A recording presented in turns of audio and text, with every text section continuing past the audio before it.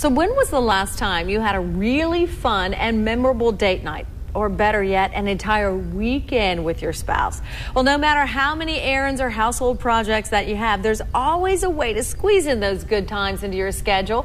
Sarah Welch from Buttoned Up joins us to show us how. Good morning. Good morning. Nice to be here. Good to see you again. Now, date nights are few and far between at our house. So what are the key to getting them and then making them work so that, you know, when you're with your spouse, you can concentrate on being, you know, with your spouse and not, well, what's happening at home? Back at the ranch, what's going on. Well, really, it does come down to two things. The first is actually taking the time to think about and dream a little bit about some fun things to do that might get you out of a rut of dinner and a movie. And then the second part is making sure your babysitter really is buttoned up, and so that way you get to enjoy being out with your spouse and not worried about what's going on back at the ranch. So first part is the fun part. And that is thinking about the date night. You know, in the day-to-day when you're shuttling kids to soccer practice and dealing with crazy bosses and it's kind of hard to get out above whatever fire you're putting out that day and dream a little bit, plan a little bit. So you've got to schedule it in. And it's not a lot of time. It's maybe 10 or 15 minutes once a week. Just schedule it in at lunch or at night after the kids have gone to bed. And dream a little bit. Take 10 minutes to think about some fun things you'd like to do. And if you're coming up stuck without any really good ideas, a really good thing to turn to are magazines, particularly local magazines that have show times and fun things to do around the town. And the trick to actually getting them done is to map your ideas to your to-do list. Ah, there you go. So you actually get them done. Cool.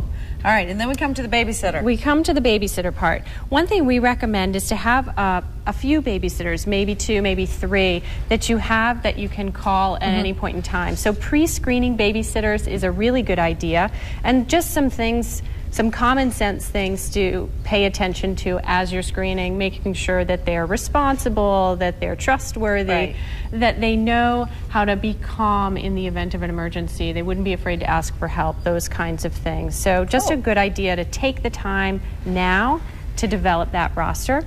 And then once they're actually there that night, a couple of things to make sure that they are really buttoned up, if you will. The first is obviously give them instructions for the evening. This is just a babysitter pad, and it's got instructions where you'll be, what numbers to reach you at, and then for each of your children, the basics. What time are their meals? Are they allowed to watch TV, have snacks, that kind of thing.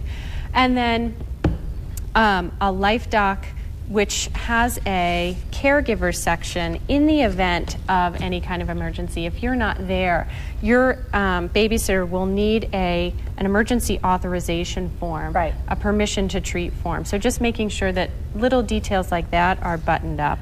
And then the things that the kids are going to need. The things that the kids are going to need. Yep. Just orienting them around the house. If they're planning on going out, another great thing to have is just a checklist of the kinds of things they need to have in the bag to pack. All right. So, thank you so much. Thanks. We're going to talk to you again in just a few minutes with some more fun ideas, right? Yes. All right. You can find more tips about staying organized on the website getbuttonedup.com, and we have a link on our website, myfoxwghp.com. Coming up next, we're going to show you how to plan a party for the kids, and you don't even have to stress out. It can be done. We'll show you how when we come back right here on the Fox 8 Morning News. It is a great time for little ones, but kids' parties can be really stressful for the parents who have to plan them. So Sarah Welch with Buttoned Up is here to help us kind of simplify the process and make it stress-free, or at least less stressful. Yes, the key is streamlining and combining activities and takeaways. That is a big part of it.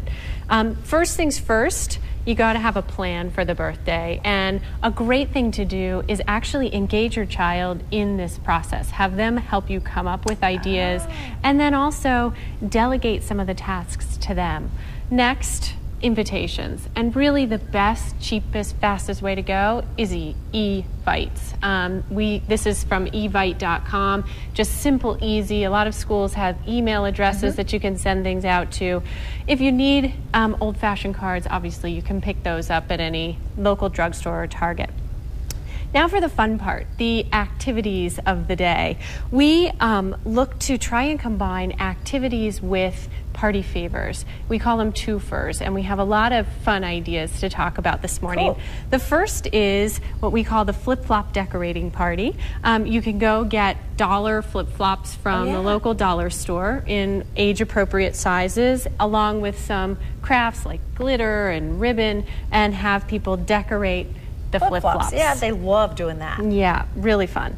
Another crowd pleaser, the piñata. Oh, yeah. And it's not only fun to sort of break, but it's also a great way to incorporate party favors. You can put things inside like bubbles and or candy. It doesn't always have to be just candy. Oh, I didn't think about that. That's cool. Another really fun activity is decorating cupcakes. So if you don't have the time to make the cupcakes yourself, go get some basic cupcakes from a store, and then the kids can have a lot of fun putting the decoration on themselves. They love doing that. They love doing that. This one is a favorite. Simply get a Polaroid camera, or if you have a digital camera, use one of those. And as the party is happening, I see this fell over, take snapshots of the kids, either together or working on things. And at the end, they can make frames out of things like popsicle sticks and decorate. They love doing this. And then they get a really neat memory to bring home and keep in their rooms. Another really, really fun thing is t-shirt decorating. All you need are some simple fabric paints and some paint brushes and glue, and you'll be amazed at the fun things that kids can put together. They have so much fun doing that, but do it somewhere like outside or put newspapers down. Newspaper everywhere, because we have carpeting that needs to be replaced now from making this on one Saturday evening where I thought they'd be safe. But very cool. And then last but not least, once the party is over, teach your children about etiquette. These are some really great fill-in-the-blank thank you notes for little ones that are learning how to write. Just simple thank yous. Great. Hey, thanks so much. Thanks. At 7:15, we're going to be talking about taking road trips. But in the meantime, if you want to get more organizational ideas to get buttoned up with, well, we've put a link to the Get Buttoned Up site under the Friday morning section of our website, myfoxwghp.com.